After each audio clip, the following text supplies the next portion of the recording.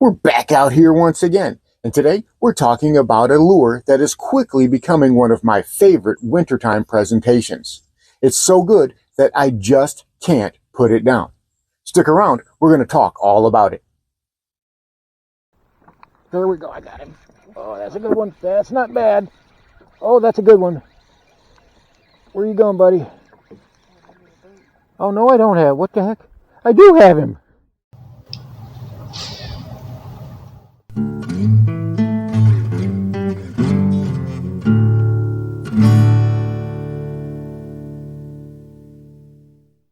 And here is this video's featured comment.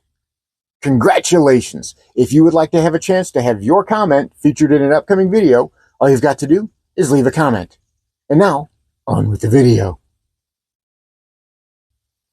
Welcome back to Lowbrow Fishing, and here in South Mississippi, things are starting to warm back up. We're finally getting back to what we consider normal temperatures for the month of December. Daytime temps are in the mid to upper 70s, and at night we're hitting the mid 50s and the lower 50s. But just because we're on a warming trend, that does not mean those bass are moving up shallow.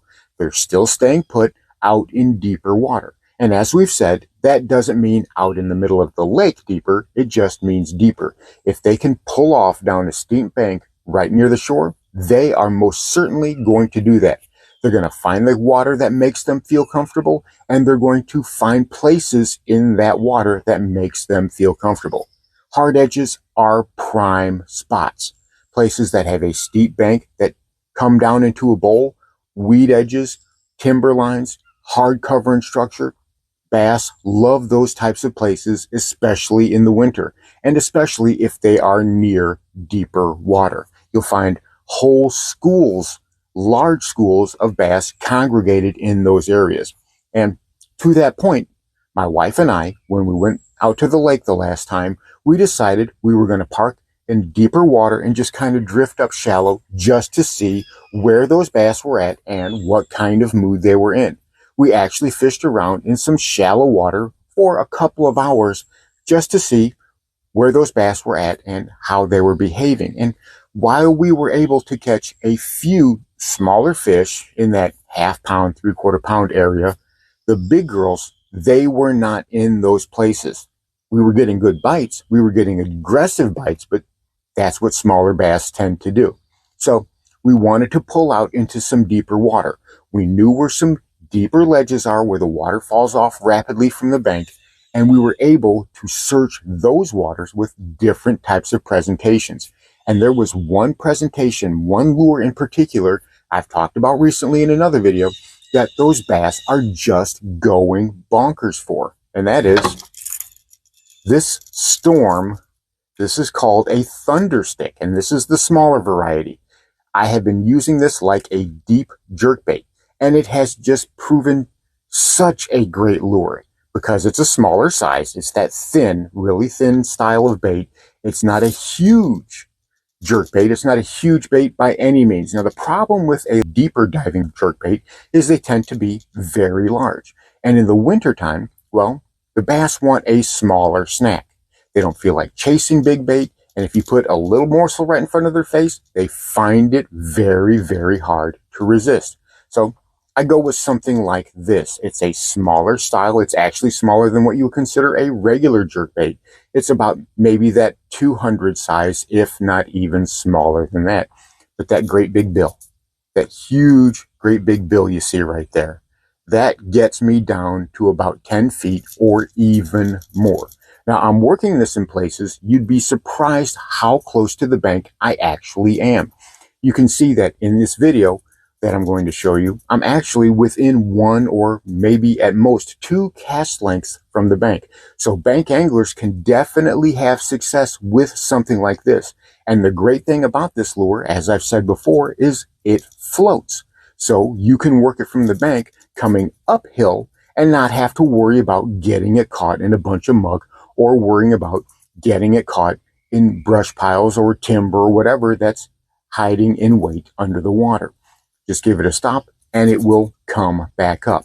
Now, on the downside, I do have to work this a little bit more quickly than I normally would like because it's not a suspender.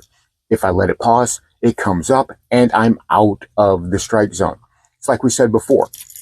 That strike zone for the bass right now is very, very small. You have to think of it like a sphere around the bass.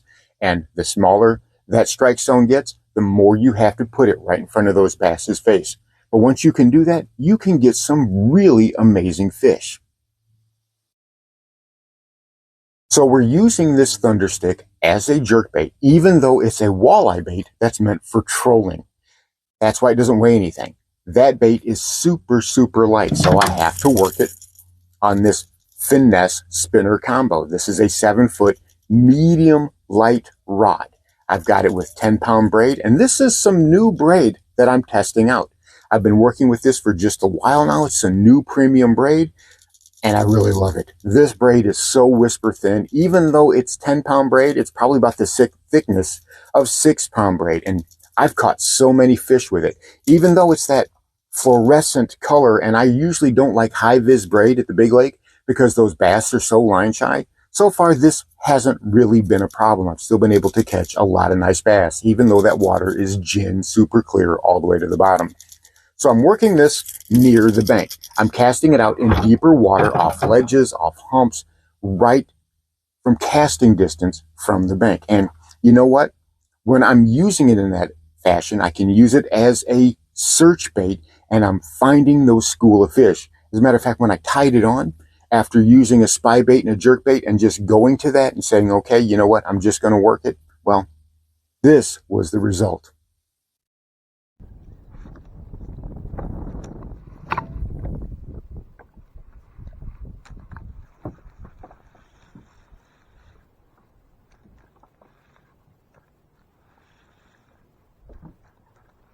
There we go, I got him.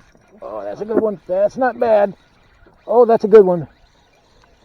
Where are you going, buddy? Oh, no, I don't have. What the heck? I do have him. He's just...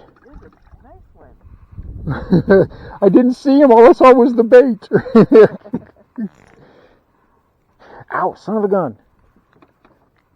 And what bait is that? This is a Storm Thunder Stick. It's not a jerk bait, but I use it like a jerk bait. But that means we're in the right area. And I can use this as a deep jerk bait. A little north of a pound. A little north of a pound. That Storm jerk bait coming through and doing work again. All right, appreciate it, buddy. Thank you so much. Ooh, nice splash. All right, we're gonna try that again. Little dude got me right in the finger. Okay, we're boogered up. There we go, get unboogered. There we go. Oh, that's a good one. I'm on a school. Cast to the left. That's a better one, honey. There you go. Oops, that's not at all where you wanted to be. But look at that. Back-to-back cast. Ooh, you son of a gun. You almost got me in both hands with those hooks. Nope. Back-to-back cast with the Thunder. This one's a little smaller. Whoa, what's going on? I am staying still. All right. Yeah. A little north of a pound, not quite pound and a quarter. Thank you, buddy. All right.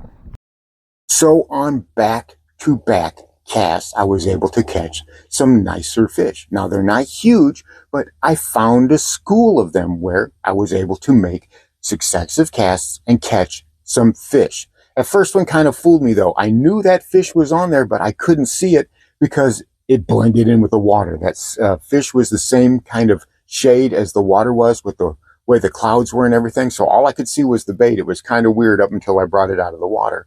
But that second fish, I knew that one was right as soon as I hit the water with it. It was a great no-doubter bite. But that's not even the craziest part. The craziest part about how effective this little bait is, the craziest part about how effective this can be is on this rod, which is set up for me being a southpaw with a crank on that side and working a jerkbait. We all like to work a jerkbait a specific way, right? And if you have it in a different way, it just feels backwards, and it's hard for you to really work with it like that. So my wife, who was fishing a spy bait at the time, she caught a couple smaller fish on it because we were still around those schools, but she really didn't catch anything huge. Well, she got it hung in a brush pile that was a new brush pile somebody dumped in the water. They're not supposed to be doing that, but they do it anyway. And that spy bait got hung up, and I was trying to get the spy bait off of that brush pile, so I had her rod in my hand, and I just handed her my rod, and I said, here, fish with this while I'm getting your bait unstuck. And it was kind of funny because she was just messing around, and well, she ended up catching the nicest bass of the day. You, that's the nicest fish of the day. Look at that. Thunderstick? Look at that. That fish is 2 pounds easy, maybe a little north of that. Look at that. Look at that thunderstick, right? Mm-hmm. That's a good bait. Oh, that's 2.5. That fish is 2.5 easy. Look at that. That's a nice bait. And she did that wrong-handed. That's right. That was on the wrong rod. That's a pretty fish. That is. That's a really pretty fish. Hi, baby. There you go. A 2.5 pound bass. She was just messing around. She was fishing it backwards, and she caught a nice big bass. She wasn't even trying hardly, and that bait still worked that well. It got down to depth. It got down right to where those fish were, and it attracted them. And it was crazy because she said she knew immediately. She really didn't believe it. She thought maybe she had some grass. Maybe she was hung up on a piece of brush, but it was a fish. It was a nice fish. I'm telling you, these things are great. They're about $8 on Bass Pro or Tackle Warehouse or wherever. I actually got mine from Ollie's. That's how I discovered these. I found them in the discount fishing aisle there at Ollie's, and I picked up a few of them, but I'm going to have to get some more. I want to try some different colors. The one that I have now, that chartreuse white color, is amazing. You would think that's a smallmouth color. I don't have any smallmouth in the Big Lake, but it's worked so well. It's generated so many bites, and it's caught so many fish. I'm telling you, look it up. Even if it's not that bait in particular, try to find a deeper diving jerkbait, one that floats, but one that's not so big. You want a smaller body with that bigger bill, so you can get that little snack down to where those bass are, work it around, and kind of have it sit in place. That is the crux of this technique. That's why it's working so well. A small little jerkbait, a small little bait like that you can get down fairly deep and just kind of have it suspend there, that's what you're working for.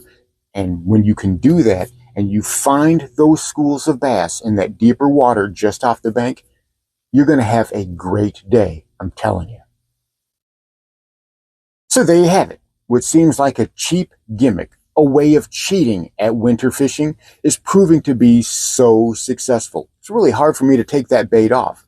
This is the first year I've really tried fishing like this, and it has paid dividends immediately. Give it a try. I'm telling you, you won't be disappointed. Thanks for watching Lowbrow Fishing. We'll catch you in the next one.